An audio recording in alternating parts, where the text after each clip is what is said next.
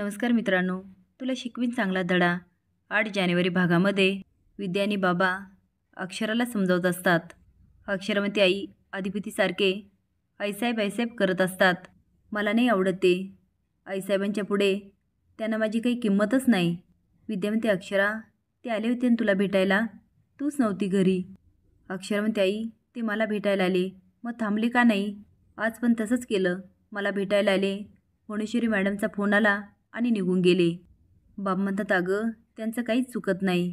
त्यांना वाटत असेल की त्यांनी भुवनेश्वरी मॅडमच्या पोटी जन्म नाही घेतला, पण त्यांनी मात्र अधिपतींसाठी अख्खं आयुष्य खर्ची केलं.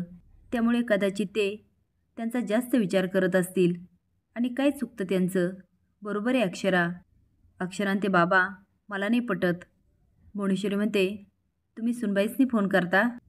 अधिपती म्हणतो, आईसाहेब आमच्या दोघांमुळे घरच्यांना त्रास होतोय, तुम्हासनी त्रास होतोय, ते आम्हाला नाही पटत.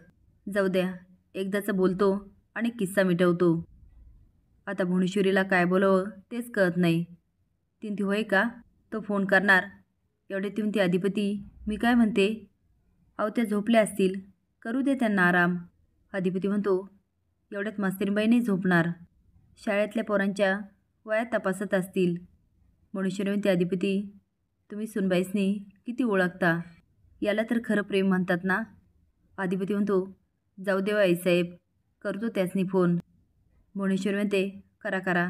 जायला लागते आणि नंतर म्हणते, मी काय म्हणते, तुम्हीच का करायचा त्यांना फोन? त्यांना नाही करता येत का? तो नाही हो आईसाहेब, त्यांनी केला होता फोन, पण माझा फोनच लागत नाही आहे. आणि आज पण त्यांना भेटायला गेलो आणि न भेटताच परत आलो. भुवनेश्वरी म्हणते, असं कुठं असतंय वय, फोन लागत नाही, काही पण सांगत्यात. तो नाही हो आईसाहेब, ओंक्या सांगत होता, मास्तरीबाईने मला लय फोन केले, माझा लागला नाही म्हणून त्यांनी ओंक्याला केला. भुवनेश्वरी ते अधिपती किती वेळा सांगितलं त्या ओंक्यासोबत राहू नका. अहो असल्या लोकांसोबत नाही राहायचं. तुमचा एवढ्या वर्षांचा मित्र, पण शेवटी त्याने आमच्या विरोधात तुमच्या बायकोचीच बाजू घेतली. बडवलेला पोपट नुसता. त्याने आम्हासनी काही फरक पडत नाही म्हणा. तुमचा जिगरी दोस्त म्हणून दिसतोय कामावर, नाहीतर कवाच उडून लावला असता त्याला. जाऊ द्या, जाईल स्वतःच्या कर्माने. सोडा सोडा तो विषय तुम्ही. आता मात्र अधिपती भुवनेश्वरीकडे संशयाने बघत असतो. ती बरं आम्ही काय म्हणत होतो, सुनबाईंनी तुम्हाला एक फोनसुद्धा केला नाही. अधिपती बाईच्या जातीने असं वागून नाही चालत, थोडं नमतं घ्यावं लागतंय. तो आईसाहेब झालं ते झालं, आता एकदाचं बोलतो आणि विषय मिटून टाकतो. आता भुवनेश्वरी आदरते. तो विषय ताणला का तो रबरासारखा असतोय, ताणायला गेलं की तुटतंय, मग दोन्ही बाजूनी लागतंय. मनाला इजा होईल एवढं लागतंय, ते काय बरं नाही. राहू दे, जाऊ द्या, मी बोलून घेतो, है की नाही? भुवनेश्वरी म्हणते, आम्हास मी वाटतंय की हा विषय लवकरात लवकर संपून टाकावा, म्हणून त्यासनी भेटायला आम्ही शाळेत गेलो होतो. त्यांना सांगितलं, तुम्ही ह्या घरच्या सुनबाई आहेत, ह्या घरच्या लक्ष्मी आहेत, ह्या घराला तुमची गरज आहे. तुमच्यामुळे अधिपतींच्या आयुष्यात आनंद आला, मोठ्या मालकाच्या चेहऱ्यावर हसू आलं, ते चालू फिरू लागले. आम्ही सगळं सांगितलं त्यासनी, पण त्या होऊ नाही की चू नाही, काय बोलायला तयार नाही, काय ऐकून घ्यायला तयार नाही. अधिपती म्हणतो, मी एकदा बोलतो की, माझ्या पद्धतीने बोलून घेतो, तुम्ही टेन्शन घेऊ नका, मी बोलतो. भुवनेश्वरी घाबरत म्हणते, तुम्ही कशाला बोलताय? तुम्ही घरचे पुरुष आहेत, त्यांनी समजून घेतलं पाहिजे. घर सोडून जाताना तुम्ही किती समजवलं, आम्ही समजवलं, पण त्यांनी ऐकलं का? आता तुम्ही फोन केला ना, तर त्यांना वाटेल की तुम्हालाच त्यांची गरज आहे, म्हणून आम्हासनी वाटतं थोडी कड काढा. काय फोन बिन करू नका, नका बोलू त्यांच्याशी. अधिपती म्हणतो, आईसाहेब बोलायला तर लागणारच ना, कवा तरी बोलावंच लागणार, आत्ताच बोलतो. भुवनेश्वरी घाबरू म्हणते, थांबा अधिपती, आम्ही जातो सुनबाईकडं. तो नको नको, तुम्ही जाताल आणि त्या तुम्हाला बोलतील. भुवनेश्वरी म्हणते, अहो त्यांच्या बोलण्याची आम्हाला आता सवय झाली. अधिपती ऐकत नाही, पण भुवनेश्वरी पण हट्टी असते. त्याला म्हणते, अधिपती आम्ही विनंती करतो, आम्हासनी जाऊ द्या. आईसाहेब विनंती नको, तुम्ही आदेश करा, जावा जावा. सकाळी अधिपती उठतो, त्याला गुचकी लागते.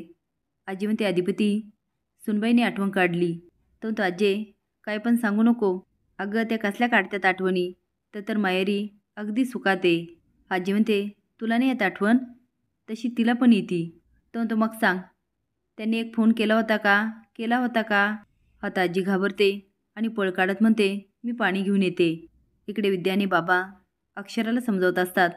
पण अक्षरा आता ठाम निर्णय घेते आणि म्हणते, वाद झालं.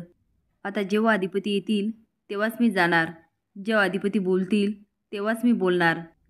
आत्तापर्यंत मी माझ्या बाजूने खूप प्रयत्न केले. आता नाही. आता प्रयत्न करावे लागतील ते अधिपतींना. मणेश्वरी आवरत असते. दुर्गे म्हणते, ताई कुठे चालली? मणेश्वरी म्हणते, दुर्गे किती वेळा सांगितलं, बाहेर जाताना नाट लावत जाऊ नकोस. पण तुझी काय खोड जाणार नाही. तुझी खोड जाण्यासाठी आम्हालाच काहीतरी करावं लागणार. दुर्गे म्हणते, तसं नाही ताई, पण तू खूप हुशार आहे. तू जे करशील ते बरोबर. मणेश्वरी म्हणते, आता कशी बोलली? आता शुभती आमची बहन ती जायला लागते. दुर्गे म्हणते, ताई पण कुठं चालली? जरा आयडिया तरी दे. ती दुर्गे, आत्ताच तुझं कौतुक केलं ना, पण आमचं कौतुक तुझ्या काय पथ्यावर पडणार नाही. दुर्गे म्हणते, ताई मी काय म्हणते, आणि गप्प बसते. मणेश्वरी म्हणते, आता म्हण. ती म्हणते, ताई त्या मास्तरडीला कायमचीच आपल्या आयुष्यातून काढून टाकली तर?